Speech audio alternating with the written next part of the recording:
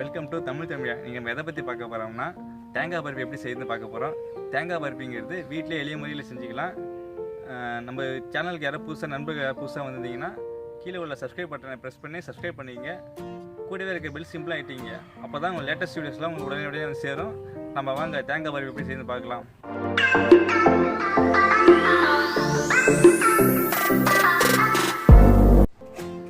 நம்ம பருப்பி செய்கிறதுக்காக தேங்காய் திருகிட்டு இருக்கோம். நாங்கள் பார்த்தீங்கன்னா 4 தேங்காய் எடுத்துருக்கோம். ஸோ 4 தேங்காய் வச்சு தான் பருப்பி செய்ய போகிறோம்.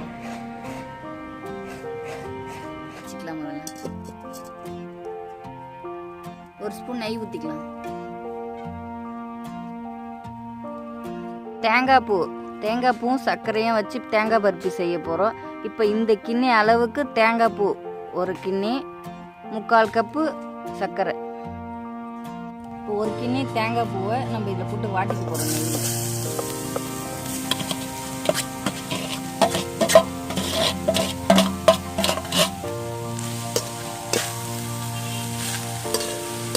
லேசான தீயில தான் வதக்கணும். இல்லைன்னா சிவப்பாயிடும். வெள்ளையாக ரசத்துலேயே எடுத்துட இழுக்கிற வரையும் கொஞ்சம் கிளறிட்டே இருக்கும்.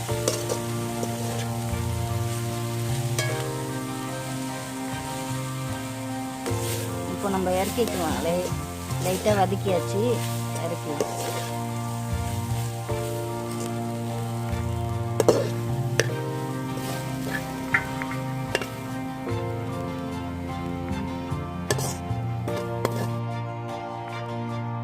கடாயை வச்சுக்கலாம். 3/4 கப்பு சர்க்கரையை ஊற்றிக்கலாம். 1/2 டம்ளர் தண்ணி ஊற்றிக்கலாம்.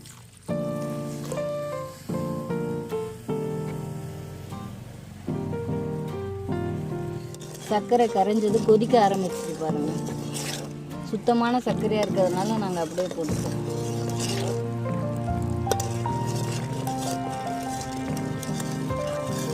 கொஞ்சம் நல்லா சுருண்டு வந்ததும் நம்ம தேங்காய் பூவை சேர்த்துக்கலாம். வதக்கின தேங்காய் பூ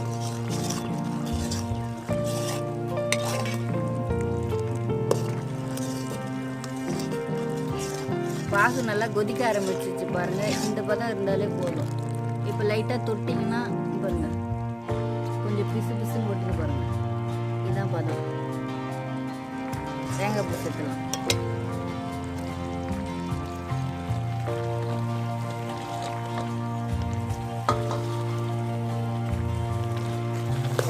தேங்காய் பூ போட்டு கிளறிட்டே இருக்கும். அடுத்தது ஏலக்காய்.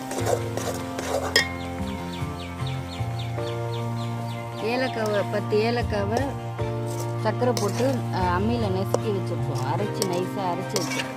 அதையும் சேர்த்துருவோம்.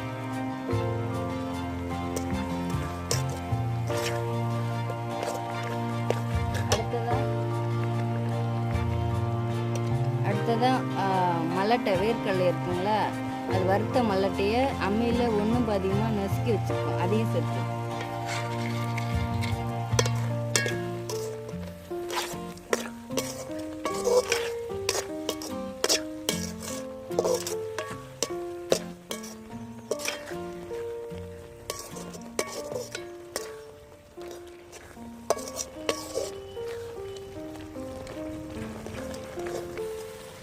பாருங்க. இப்போ சுருளை வெந்துட்டு வருது. ஓரத்தில் பாருங்க, நல்லா நுரை மாதிரி நல்லா பபிள்ஸ் வர தெரியுது பாருங்க. கிளறும் போது அதான் வேகிற ஸ்டேஜ் வந்துச்சுன்னு அர்த்தம். தேங்காய் பருப்பி இதில் தான் எடுத்து ஊற்றி வைக்க போகிறோம். கேக் கட் பண்ணுற மாதிரி. அதனால இதில் கொஞ்சம் நெய் ஊற்றிக்கலாம். நெய் ஊற்றி நம்ம அடியில் ஒட்டாமல் இருக்கிறதுக்காக தான் நெய் தடவுறோம். சுற்றியும் நல்லா ஓரத்தில் எல்லா இடத்துலையும் நெய் படுற மாதிரி தடவிக்கலாம். பாருங்கள், ரொம்ப கட்டி ஆயிடுச்சு. இதுதான் பதமாக கிளறியாச்சு பாருங்கள். பாத்திரத்தில் ஒட்டவே இல்லை, சுருண்டு வருது. இனிமேல் இறக்கிடலாம்.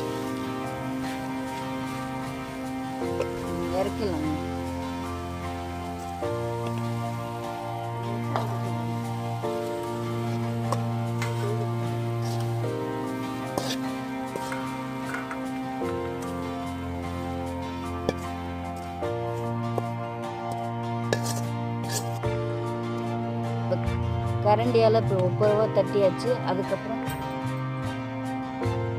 இந்த பின்பக்கம் இந்த டவராக ஒப்புரவாக இருக்குது, அதை இது லைட்டாக சமப்படுத்திக்கலாம். நல்லா ஒப்புரவாக இருக்கும் எல்லா சைட்லையும்.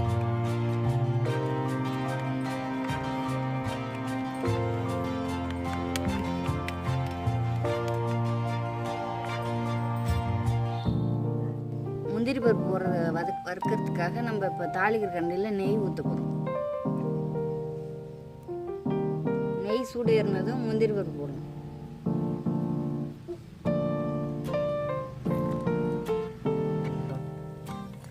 முந்திரி பருப்பு நல்லா பொரிய ஆரம்பிச்சிச்சு பாருங்க. ப்ரௌன் கலராக வந்ததும் எடுத்துடலாம்.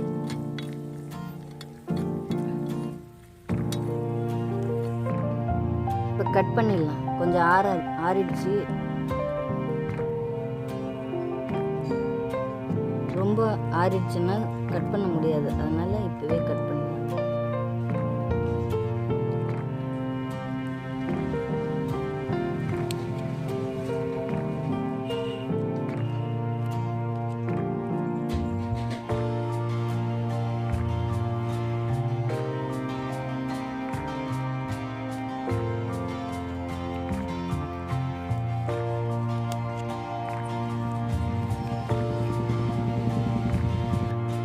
கேக்கை கட் பண்ணி வேறு பிளேட்டில் மாற்றிக்கலாம்.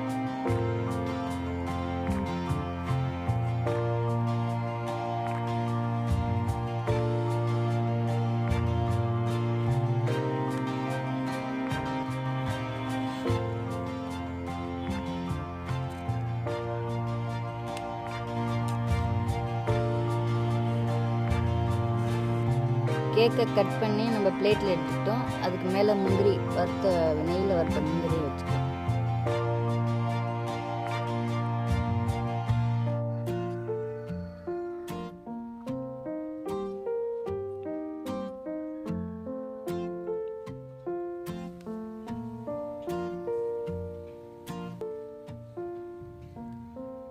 டேஸ்ட்டாக சுவையான தேங்காய் பர்ஃபி செஞ்சாச்சு. நீங்களும் வீட்டில் செஞ்சு பாருங்கள். ட்ரை பண்ணிவிட்டு உங்கள் கமெண்ட்ஸை ஃபீட்பேக்கில் எழுதுங்க.